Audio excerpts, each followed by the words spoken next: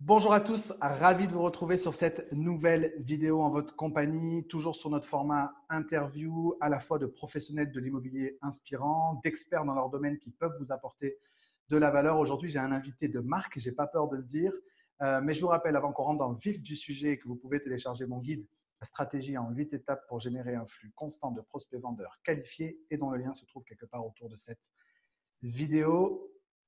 Je vais le présenter rapidement, mais je vais le laisser se présenter. Romain, merci infiniment de prendre le temps d'être à mon micro pour cette interview. Je sais que tu es très occupé. Merci encore une fois. Est-ce que tu peux te présenter pour les conseillers immobiliers qui vont nous regarder ou nous écouter?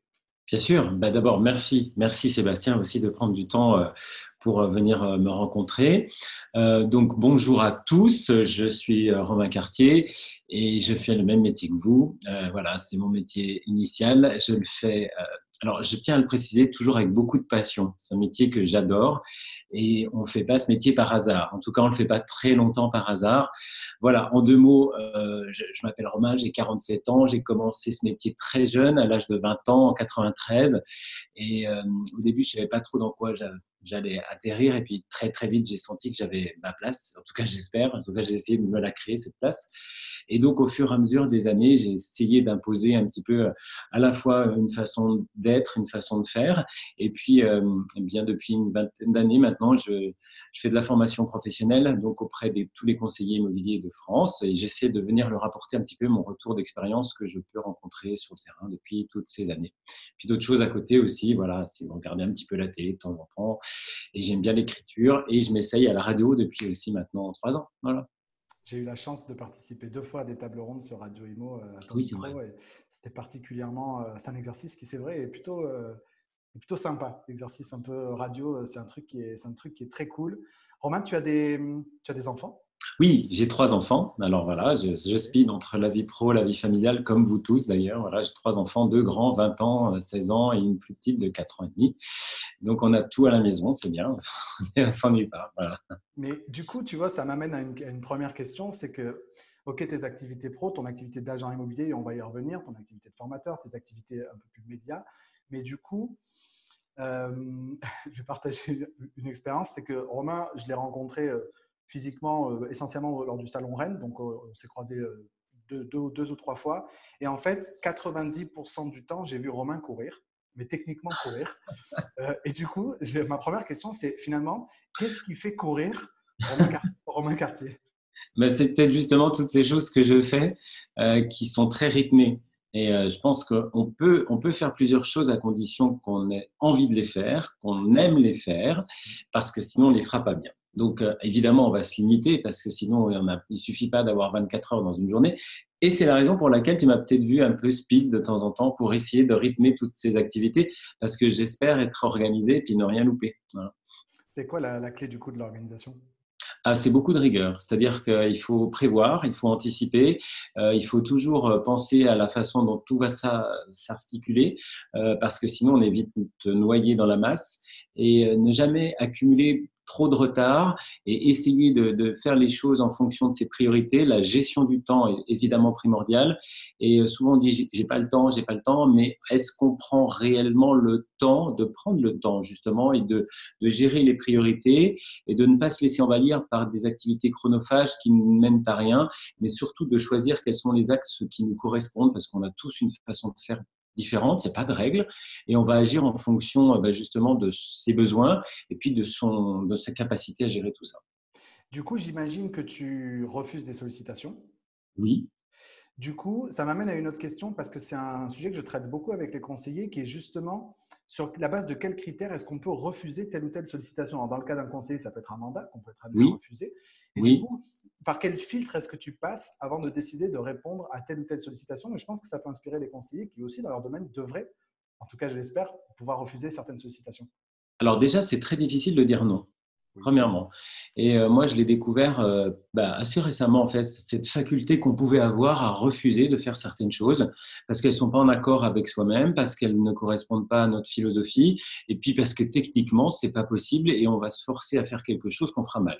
Donc ça, j'en ai pris conscience, mais il n'y a pas très longtemps. Donc dire non, il faut l'accaparer et savoir de temps en temps le faire en fonction de l'activité, en fonction des priorités. On parle des conseillers qui peuvent refuser de prendre un mandat. Ça m'est arrivé la semaine dernière, pour tout vous dire, où j'ai des anciens clients qui veulent retravailler avec moi. Donc ça, c'est super. Sauf qu'on n'est pas d'accord sur le prix. Et quand on n'est pas d'accord sur le prix avec des écarts qui sont très limités, ça va. Mais quand il y a des très, très grands écarts et qu'on connaît son marché et qu'on sait pertinemment qu'on ne va pas arriver à vendre dans de bonnes conditions, mais il vaut mieux dire non, faire un vrai travail de suivi dans le temps, comme si on avait pris le bien finalement, et puis se positionner quelques mois plus tard, peut-être, et vous verrez que ce sera beaucoup mieux pour tout le monde. Je suis content de te l'entendre dire. Donc, une vision plus stratégique qu'opportuniste. Il n'y a pas Oui, forcément saisir toutes les opportunités non, sous prétexte qu'il y a une opportunité. exactement. Ce qui n'empêche pas, le non n'étant jamais définitif, ce qui n'empêche pas de Voilà. travailler avec le client. Ça veut dire que tu te laisses la possibilité que le client en question travaille avec un autre confrère dans le laps de temps? Absolument, c'est d'ailleurs ce que j'ai dit à mon client, qu'il fasse son expérience d'ailleurs avec ceux ou ses confrères, ou peut-être seul, je ne sais pas la façon dont il a choisi de travailler finalement, mais je vais le savoir rapidement, mais qu'il fasse son expérience, les expériences sont toujours bonnes, de toute façon, je pense être à peu près sûr de moi sur ce type de bien, etc.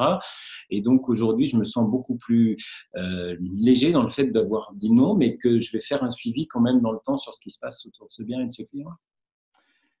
Ravi de te l'entendre dire, tu vois, ça met de l'eau à mon moulin. Je comprends que ce soit très difficile de dire non. Je dis beaucoup aux Oui, conseillers que souvent le non, il est lié à la pénurie. En fait, c'est sûr que quand on est en pénurie de rendez-vous, de mandats, de chiffre d'affaires, on a tendance à saisir toutes les opportunités et à perdre le focus par rapport à ce qui stratégiquement serait le plus efficace. Et tu ça. l'as dit toi-même, ce qui serait le plus efficace pour notre interlocuteur, parce que tu le disais toi-même dans le filtre des sollicitations, c'est aussi l'idée d'être certain de délivrer ce que la personne attend de nous. Et Oui, refuser un mandat, c'est aussi parfois accepter le fait qu'on nous demande de jouer un jeu dans lequel on ne serait pas suffisamment efficace. exactement. Super. Merci en tout cas, Romain, sur cet éclairage. Du coup, j'avais une question. Donc, tu as des activités de formation, beaucoup. Tu interviens notamment pas mal, je crois, pour la FNAIM en formation, mais pas que, j'imagine. Non, Euh, comment est-ce que ton activité dans l'agence que tu manages, que tu diriges à Dijon, si je ne dis pas de bêtises, c'est ça. comment est-ce que ça vient irriguer finalement ton activité de formation et comment est-ce que tu te nourris de tout ça? Ma question, elle n'est pas anodine parce que moi, j'ai pris du recul sur l'opérationnel, par exemple, à titre personnel depuis 2 ans à peu près. Hmm. Je suis parfois un peu interrogé sur le fait de comment est-ce qu'on peut continuer de coacher, de former des conseillers immobiliers quand on a pris du recul sur l'opérationnel. Moi, j'ai ma réponse qui est celle de dire qu'aujourd'hui, consacrer 100% de mon temps à ma formation, aux rencontres avec les conseillers immobiliers partout en France, sur des marchés différents, avec des expériences différentes, à me former moi-même sur un certain nombre d'innovations que je pourrais permettre aux conseillers immobiliers de mettre en place, ça contribue à mon corpus de ce que je peux délivrer. Mais j'entends aussi l'argument de, OK, mais quid du terrain au quotidien? Voilà, mais je pense que ta réponse est dans la question et dans l'exposé que tu annonces. On va faire tous différemment en fonction de sa façon d'être en réalité. Je suis à moitié opérationnel. J'aime manager mes équipes, mais j'aime surtout, moi, ce qui me plaît dans l'opération terrain, c'est la rentrée de mandat avec la mise en avant du bien sur un prix défini qui correspond à un prix marché local et actuel et avec une méthode. Donc la méthode qui va passer par l'exclusivité par rapport à la maîtrise. L'exclusivité sur cette philosophie, je suis totalement en accord avec mon vendeur et donc il me fait confiance et je vais mettre en place des outils, des moyens, etc. Donc la maîtrise du bien, pour moi, c'est la maîtrise aussi de l'acheteur demain, c'est la maîtrise de la communication et de nos honoraires. Voilà. Et donc la partie opérationnelle avec l'acquéreur aujourd'hui, c'est pas qu'elle m'intéresse moins, mais que j'en ai vraiment beaucoup fait, puisqu'à l'époque j'étais vraiment je pense, un véritable chasseur. J'allais chercher les affaires un peu partout. Et aujourd'hui, je le délaisse un peu, justement parce qu'on ne peut pas tout faire, d'une part. Et que ce qui compte pour moi, c'est plus cette mise en avant de la commercialisation du bien par rapport à l'approche prix. Donc, il y a deux écoles. Je pourrais dire, d'ailleurs, je me suis posé la question il n'y a pas très longtemps en me disant, comme toi, je vais me consacrer à 100% sur l'activité de coaching, d'accompagnateur, de conseiller pour me former sur les nouvelles technologies. Par exemple, moi, ce qui me plaît en ce moment, c'est le marketing digital. Donc, essayer de me former sur des choses que font peut-être les Canadiens, essayer de ramener de la matière d'outre-Atlantique pour l'appliquer chez nous. Donc, je ne sais pas de quoi l'avenir sera fait. Pour l'instant, il s'agit plus aussi d'un rapport que je peux avoir avec les gens qui travaillent avec moi, avec Jean-François B, avec lequel je suis depuis de nombreuses années. Donc, je pense que tout ça est dû à un contexte en réalité et que rien n'est figé dans le temps et que tout est au cas par cas en fonction des opportunités qu'on peut avoir. Voilà. Super, merci Romain. Est-ce que tu peux, du coup, avec ce recul en formation et en coaching, parce que moi, ce que je trouve qui est hyper enrichissant au quotidien, dans ton activité comme dans la mienne, c'est de rencontrer des gens dans des territoires très différents, sur des marchés différents. Tu as ta Mm. connaissance de Dijon, moi, je suis sur Nice, et j'ai découvert il y a 2 ans et demi, quand j'ai quitté mon réseau, qu'il y avait un monde, en fait, qu'il y avait autant de C'est manières de ça. faire de l'immobilier qu'il y avait de conseiller immobilier, que quand tu Ouais. sors de ton truc, de ton réseau à toi, tu découvres qu'il y a plein d'autres manières de faire et sur des marchés très différents. Ouais, c'est Du vrai. coup, du coup, avec ce recul-là, quelles sont les erreurs fréquentes que tu vois chez les conseillers finalement? Alors, on a aujourd'hui besoin de prendre beaucoup de recul et de ne pas travailler avec des a priori, parce qu'on se rend compte qu'on fonctionne comme ça depuis des années et que c'est comme ça qu'il faut faire, alors qu'en réalité, dans nos régions, nous allons avoir des clients qui vont venir d'une autre région, par exemple, et qui auront une approche à l'immobilier faite par un professionnel ou un conseiller de manière différente. Donc, je crois surtout qu'il faut s'adapter à nos clients, c'est une des qualités. Moi, j'aime bien quand je suis en formation avec mon groupe définir les qualités essentielles aujourd'hui qui définissent le conseiller immobilier. Donc, on travaille par groupe, on fait du brainstorming, etc. Et il y a évidemment deux grandes qualités qui ressortent. C'est la qualité d'adaptation face à l'autre, aux besoins, qui passe essentiellement par quelque chose qu'on sait tous, mais qu'on ne fait pas toujours très bien parce qu'on n'a pas le recul nécessaire pour le faire, c'est l'écoute. Je parle de l'écoute active, celle qui nous permet d'observer, de comprendre, d'analyser, d'anticiper. Et j'ai eu l'occasion de travailler avec des spécialistes de la communication qui nous expliquent que plus on est dans l'écoute et plus le client va être en confiance avec nous. Un client qui est en confiance va se livrer à nous et puis on a déjà fait la moitié du travail par rapport à ce travail d'écoute parce que même si le client va recevoir des conseillers comme nous l'après-midi, d'autres, parce qu'il en voit d'autres, c'est normal, il aura déjà un acquis de confiance envers notre discours, envers notre personne et le travail sera déjà fait à moitié. Donc je pense que ce qu'il faut faire, c'est ça, c'est s'inspirer de tout ça pour pouvoir capter les émotions, parce qu'on est dans l'émotion de tout ça, et c'est primordial aujourd'hui. Donc, l'écoute, Mm. quoi d'autre? L'adaptabilité. Donc l'écoute qui nourrit du coup l'adaptabilité. Et c'est vrai que cette adaptabilité, encore une fois, cette richesse sur des marchés différents, je crois que pas plus tard que ce matin, j'ai reçu un email d'un prospect du coup suite à la vidéo qui a été diffusée ce matin sur ma chaîne sur est-ce qu'il faut baisser ses honoraires pour rentrer du mandat exclusif en fait. Et c'est vrai, D'ailleurs, je te le dis, moi j'ai deux barèmes d'honoraires, hein. J'ai un d'accord. barème Ah pour ouais. les mandats sans exclusivité et un barème pour les mandats exclusifs, Alors partage-nous avec, du coup. avec un barème remisé pour l'exclusivité. Puisque en réalité, moi je sais que je vends en exclusivité. D'accord. Je vais vendre, je maîtrise le bien. J'ai fait un prix, je vais le vendre, donc je vais pouvoir mettre en place des actions et des outils différents. Et c'est la raison pour laquelle, d'ailleurs, ça ne me gêne pas d'avoir des honoraires qui soient réduits, entre guillemets, parce que de toute façon, je suis sûr de faire la vente. Et c'est beaucoup de confrères qui sont étonnés par rapport à ça. Et moi, je trouve que c'est une logique commerciale pour moi. On pourrait pourtant opposer que la garantie du résultat, si le client achète une garantie du résultat, Oui. cette garantie pourrait se facturer plus cher que le risque. Oui, tout à fait. Alors que moi, je pense qu'au contraire, aujourd'hui, si le client me fait confiance sur un ensemble d'actions que je vais mettre en place pour vendre son bien et que moi, je suis persuadé de pouvoir le faire, je vais pouvoir aujourd'hui travailler sur une globalité avec un tarif spécifique.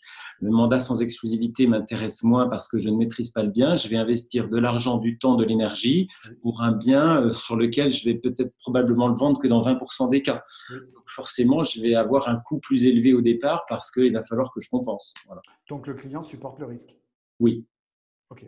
Donc tu vois, on fait le même constat sur la maîtrise ou la non-maîtrise avec des outils pour autant différents. Je ne dis pas forcément qu'il faudrait avoir un barème plus élevé pour l'exclusivité, certains l'ont, hein, en disant ben, moi je mets plus de moyens, je garantis un résultat. Donc, par contre, je n'étais pas forcément en accord avec dire j'ai un barème inférieur pour rentrer plus exclu. Je sais que nous, on l'avait testé dans le réseau dans lequel je travaillais et ça ne nous avait pas fait rentrer, enfin, toutes choses égales par ailleurs, Oui. plus de mandats si on part du principe que ce qu'achète notre vendeur, c'est moins un prix que l'interlocuteur qu'il a en face de lui.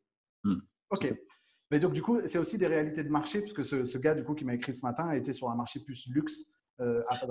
dans le centre de Paris, où là, ça peut peut-être faire sens, du coup. Exactement. Encore une fois, rien n'est figé dans la pierre. On va adapter nos méthodes, notre discours en fonction de la typologie du client, de son âge, de son parcours, et puis de la région dans laquelle on va se situer, et aussi du type de bien qu'on va commercialiser, bien sûr. Est-ce que tu es d'accord aussi avec le recul sur l'activité de formation et de coaching, que finalement, la compétence, la technique, les astuces, les tactiques, elles sont importantes, elles sont indispensables, mais qu'elles ne sont rien à côté de l'état d'esprit qu'il faut pour réussir dans ce métier? Ah, ça, c'est sûr. De toute façon, on peut avoir les meilleures techniques du monde. Si on n'a pas l'attitude qui va avec, ça ne marchera jamais. Aujourd'hui, je fais souvent le constat, hein, on me dit pourquoi tu prends que des exclusivités? Comment tu fais d'ailleurs pour ne travailler qu'en exclusivité? C'est la question qui revient sans cesse. On me l'a encore posé en interview sur le congrès avant-hier. Et je dis, ben, moi, je prends beaucoup de recul par rapport à ça et je réponds toujours que pour moi, je me pose même plus la question parce que pour moi, c'est une évidence de travail. Et avant de parler de l'exclusivité, des arguments qui en découlent, des moyens mis en place, moi, je vais d'abord m'intéresser à la personne. Et je pense qu'une chose, hein, c'est que nos clients nous achètent, nous, en tant qu'individus. Et ensuite, vont adhérer à un process ou à une marque. C'est pour ça que vous avez des conseillers qui travaillent depuis chez eux et qui cartonnent, qui sont super bons. Puis d'autres qui sont dans des grandes enseignes très connues avec pignon sur rue, qui vont vivoter comme ça. Bah parce qu'en fait, la marque, les outils, les moyens, c'est juste un détail de la globalité du travail. Mais le plus important, c'est vous, en tant que personne, l'attitude, l'engagement. Vous savez, je crois que euh, je parlais ce matin avec une de mes collaboratrices de l'importance d'être dans le positif, d'être dans l'envie de réussir, parce qu'on a des jours où c'est compliqué, hein, faut pas se leurrer, on a des jours où c'est dur, on a loupé quelque chose, mais ça, le client, il n'a pas besoin, il n'a pas envie de le savoir, et que quand j'arrive chez le client en lui disant soyez rassurés, je vais m'occuper de tout et ensemble on va réussir. Déjà, j'emploie des mots positifs hein, parce que j'aurais pu lui dire vous inquiétez pas, c'est pas grave. Alors déjà, je me suis mal barré, mais en employant les bons mots, avec une attitude, une gestuelle, une motivation, il va se passer forcément quelque chose qui va engendrer du positif. Et on sait tous que le succès va entraîner le succès. D'ailleurs, vous le voyez en tant que conseiller, quand vous faites une vente, il n'est pas rare que vous en fassiez une derrière, parce que vous le vouliez ou non, va se dégager une certaine euphorie de votre part avec du positif qui clignote partout. Malheureusement, l'inverse est vrai aussi. Si le succès entraîne le succès, l'échec peut entraîner l'échec. Donc, cette remise en cause, elle est perpétuelle. Et du coup, cette attitude, cet engagement de la personne est fondamental avant la technique et la compétence distribuée dans les différents Ouais, supports. Voilà. c'est clair. Donc, tu parlais indirectement de motivation et de résilience face à l'échec aussi de l'autre côté. Oui, c'est dur Et à intégrer hein, pour un conseiller quand il n'est pas préparé parce que ce métier est fait justement de plein d'obstacles et quand il n'est pas préparé sur un management par rapport à ça, quand on ne lui dit pas qu'il a des valeurs et que ces valeurs elles peuvent être remises en cause à certains moments, mais qu'en tout cas il faut repartir de l'essentiel, ça peut être compliqué pour un conseiller quand il n'a pas justement cet écho positif autour de lui de rebondir comme il le faut. sur la réalité de ce métier qui est 80% d'échecs ou 90% Oui, d'échecs par essence en fait. Hein. exactement, c'est la loi de Pareto hein, de toute façon. Ouais. Donc, motivation, résilience, et je parle aussi beaucoup conseiller de persistance et de constance parce que Oui. je pense qu'une des grandes difficultés de notre métier, c'est l'inertie naturelle entre les actions qu'on pose aujourd'hui et les résultats qu'on aura, mais pas demain ni après-demain, peut-être dans quelques mois. Et là encore, on manque peut-être de réalisme sur l'éducation qu'on doit faire des conseillers, sur le fait que c'est dans la durée que les actions payent et qu'il ne faut pas abandonner en cours de route. Je le dis à chaque fois, vous semez sur du long terme, du très très long terme. J'ai des tas d'anecdotes comme ça où moi j'ai des retours de flyer sur 3 ans plus tard parce que sur le verso de mon flyer, je mets l'image ancienne du vieux Dijon et je tombe sur quelqu'un qui conserve la photo parce que ça lui parle et que c'est mis sur son frigo avec une magnette et que 3 ans après, j'ai un retour et je me dis mais d'où peut bien sortir ce client et quand je vais chez lui pour en savoir plus et qu'il me remontre ce truc, je me dis waouh, les actions qu'on fait ne sont jamais faites n'importe comment et elles ne sont jamais perdues. Tout ce que vous mettez en œuvre aujourd'hui, c'est pas parce que vous avez un retour, si vous n'avez pas de retour demain, que c'est pas après-demain que vous n'en aurez pas. Donc c'est vraiment sur le long terme qu'on va semer et c'est la répétition de l'action qui va donner le résultat d'ailleurs, parce que plus vous allez faire justement ces actions, et bien plus vous savez que de toute façon probablement vous aurez du résultat. C'est mathématique. C'est l'effet cumulé, hein, on appelle Ouais, ça l'effet cumulé, fait des actions, une espèce d'effet boule de neige. Il y a tellement de conseillers immobiliers qui abandonnent en cours de route sans s'être donné la chance en fait d'obtenir les résultats qu'ils méritaient des actions qui étaient bonnes. Et souvent ils se disent mais je pense que je fais pas ce qu'il faut. Et en fait non, tu fais ce qu'il faut, mais il faut juste persévérer, oui. ça va le faire. D'où l'importance de l'entourage d'un point de vue professionnel, sur un accompagnement, sur une écoute aussi, sur du conseil, et puis d'un point de vue personnel, d'être entouré par des gens qui savent aussi vous encourager. Ça, c'est important. On n'en parle pas assez, mais je crois que justement, ce métier empiète énormément sur nos vies privées. On a besoin de partager les expériences, de tout ça, et le fait d'être accompagné, d'être soutenu, ça joue grandement, évidemment. J'ai beaucoup de conseillers, et notamment, j'ai pas peur de dire de conseillères, qui m'interrogent parfois sur comment est-ce qu'on fait pour résister face à la pression de l'entourage, finalement, qui attend des résultats parfois rapidement, par manque d'éducation. Alors, mais ce manque d'éducation, il est le même chez les conseillers, c'est qu'on crée des entreprises. ne fait pas un job, on ne fait pas un métier. Les conseillers sont des chefs d'entreprise par essence. Exactement. Et aucune entreprise ne s'est créée en une nuit. Et c'est cette éducation aussi qu'il faut faire parfois face à l'entourage qui, quand tu rentres le soir, te demande si tu as vendu, quoi. Comme si c'était tous les jours. Exactement. Bon. Romain, je voulais t'interroger sur un dernier sujet qui est un sujet d'actualité. Donc, je sais que tu viens de rentrer du congrès FNAIM. Une des grandes annonces a été liée au-delà de la reconnaissance du titre d'agent immobilier, à ce fameux caducée, donc cette plaque finalement comme une plaque de notaire, hein, pour faire simple, avec une déesse Vesta, je crois, si je ne dis pas de bêtises, qui est la déesse du foyer, de la protection du foyer, qui vient reconnaître ce titre d'agent immobilier, etc. Qu'est-ce que tu penses déjà de la démarche, du message qu'elle envoie au grand public? Parce que je pense que l'objectif, c'est aussi la reconnaissance du métier vis-à-vis du grand public. Qu'est-ce que tu penses par rapport à ça? Plein de choses. En fait, je pense déjà qu'il faut que le grand public assimile petit à petit qui est ce personnage, pourquoi on a aujourd'hui une enseigne qui symbolise la reconnaissance du métier. Beaucoup de nos anciens et puis beaucoup de nos contemporains travaillent ardument chaque jour pour faire reconnaître les valeurs de l'agence. Je pense que pendant des années, l'agent immobilier a été maltraité, il a eu une mauvaise image, ou en tout cas une image négative, parce que pendant des années, nous n'avons pas assez expliqué notre métier, qui apparaissait aux yeux de certains comme un métier facile. Vous savez, si je réduis tout ça à l'ouvreur de porte, on m'a souvent dit, mais toi, de toute façon, tu fais un beau métier, tu te promènes toute la journée. Et je me suis dit, les gens ne voient que ça, et je ne me promène pas, je suis dehors pour le travail, mais avant de trouver ce bien que je veux faire visiter, j'ai passé des heures en prospection, en négociation, pour pouvoir closer un prix, un mandat, etc. Et je crois qu'aujourd'hui, il est vraiment essentiel de dire à nos clients, expliquons notre métier. Ça, on le voit très bien là depuis plusieurs mois, l'illustration avec l'iceberg, où on a tout le côté émergé, le client va voir visite-vente et tout ce que nous, on fait en dessous pour pouvoir avoir ce fameux mandat, ce suivi dans l'action, etc. Alors, ce symbole aujourd'hui va reconnaître ce métier et c'est très important que notre métier soit reconnu par une profession qui légifère justement la profession. Le titre d'agent immobilier est protégé dans le cadre de la loi Elan depuis l'année dernière. On a une interprétation libre, on aura l'envie de lui donner une interprétation.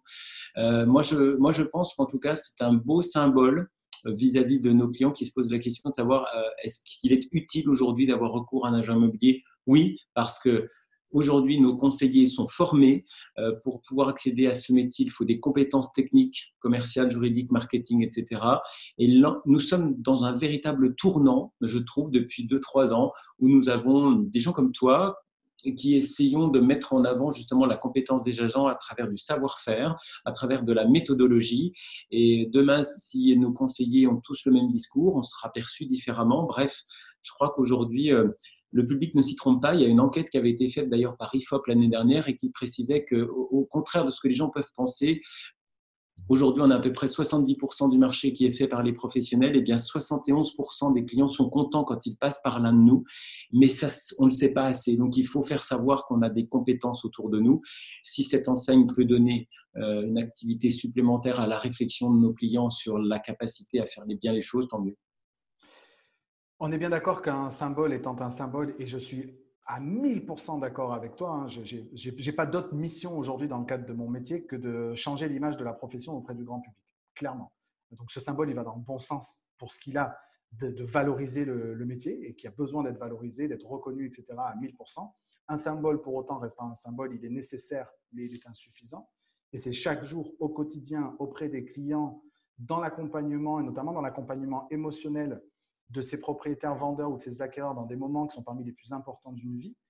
Et par la qualité de cet accompagnement, faire aussi prendre conscience aussi, mais même au conseiller immobilier, de la responsabilité sociétale de l'agent immobilier. C'est un truc sur lequel j'insiste beaucoup. En tant que fournisseur de logement, on a un impact, mais dans la plupart des enjeux majeurs de notre temps, que ce soit des enjeux environnementaux, des enjeux de mobilité, d'insertion professionnelle, de lien social, etc., si ce symbole va dans ce sens-là, tant mieux. Je pense que c'est nécessaire. Je crois que c'est insuffisant parce que c'est vraiment tous les jours conseiller par conseiller. Et ça n'est pas nécessairement uniquement réservé aux gens qui pourraient se prévaloir du titre d'agent immobilier. C'est vraiment les chiffres divergent, 120 ou 130 000 conseillers immobiliers en France peut-être, qui chaque jour sur le terrain doivent valoriser le métier. chaque jour, en fait, tous les conseillers doivent faire savoir ce qu'ils font. Je pense qu'aujourd'hui, il faut être dans la transparence, notamment la transparence du résultat. Ça, c'est important. Et en France, on est très timide avec ça. Et moi, je suis pour que les conseillers exposent leur réussite. Je veux qu'ils mettent en avant leurs compétences grâce à leurs clients satisfaits. La grande tendance de notre communication aujourd'hui, elle est basée sur la réussite. N'ayons pas peur d'afficher le fait que nous ayons du succès. Soyons rassurés dans le fait qu'aujourd'hui, un client va vouloir le meilleur pour transmettre son patrimoine ou pour changer de logement, pour mettre son foyer sous protection. Voilà, c'est quand même des dimensions humaines qui sont énormes. On n'est pas juste en train de vendre un appart, comme je l'entends des fois. Non, on transmet du patrimoine immobilier. C'est pas la même chose. On aide les gens à mieux se loger, avec toute la dimension que ça comporte autour. On a parlé d'émotions, etc., d'engagement sur des longues durées de prêt et tout. Donc ça, c'est très important quand on arrive à du résultat de le faire savoir. Et demain, plus on communiquera sur cet aspect de réussite, plus les clients qui se posent des questions de savoir à quoi on sert, eh ben, auront la réponse. On parlait justement de faire savoir, c'est peut-être le moment de faire savoir. Tu viens de sortir ton livre. Est-ce que tu peux nous en Ouais. dire un peu plus? Oui, ben, c'est un guide, hein, c'est un petit guide pratique que j'avais souvent évoqué à l'issue de mes coachings, puisque j'ai eu l'occasion de voir des milliers de conseillers depuis toutes ces années sous forme très variée, peut-être en webinaire ou en une journée, pendant une conférence, pendant un stage d'une semaine, parce que j'anime aussi des stages qui durent 5 jours quelquefois. Donc, j'ai rencontré des milliers de conseillers et qui, très, très souvent, à la fin des entretiens qu'on pouvait avoir, ou même des semaines ou des mois après, me disaient oh, j'aimerais bien réentendre ou revoir ce qu'on avait dit parce qu'il y a des choses qui me manquent sur les mises en place de tout ça. Et c'est vrai que les questions revenaient sans arrêt, le réflexe sur l'exclusivité, toutes ces choses aujourd'hui comportementales dont on a parlé. Et je me dis, c'est l'occasion, peut-être que ce guide, j'aurais bien aimé l'avoir il y a 25 ans quand j'avais dans ma sacoche juste un petit crayon et un bloc-notes pour avoir un peu de réflexe entre deux rendez-vous, parce qu'on peut le feuilleter dans tous les sens, on n'est pas obligé de commencer par le début. Et je trouvais intéressant de pouvoir donner quelques conseils, voilà, en toute simplicité. Ben, merci pour ça. Du coup, donc, le livre s'appelle Mieux vendre l'immobilier, c'est ça? Ouais, c'est ça, c'est aux éditions du Mécène et c'est disponible un peu partout. On mettra un lien en descriptif de cette vidéo pour les gens que ça intéresse d'aller l'acheter. Merci. On mettra, je sais pas, différents liens parce qu'on ne va pas faire de promo pour un distributeur. Non, déjà en librairie, les amis, allez en Voilà, librairie parce que si vous exactement. n'êtes pas disponible en librairie, vous l'avez sous 48 heures. Privilégions aussi le commerce de proximité. Hein. Super, on va terminer là-dessus. Romain, merci infiniment pour le temps que tu as accordé Merci, pour Sébastien. tous les conseillers immobiliers. Si vous avez des questions complémentaires suite à ce qu'on a pu dire avec Romain, mettez-nous-le en commentaire. On sera ravis d'échanger avec vous. N'hésitez pas à partager cette vidéo à quelqu'un à qui ça pourrait être utile et puis à la liker et à vous abonner à la chaîne YouTube pour être certain de recevoir toutes ces prochaines interviews. Romain, encore une fois, merci beaucoup. Merci à toi, Sébastien, puis à tous. Je vous souhaite une très, très belle fin d'année et excellente vente à venir, bien évidemment. Amusez-vous dans vos métiers. Merci beaucoup Romain. Passez à tous une très, très belle fin de journée et souvenez-vous toujours que l'immobilier est plus près du cœur que de la tête. Ciao, ciao.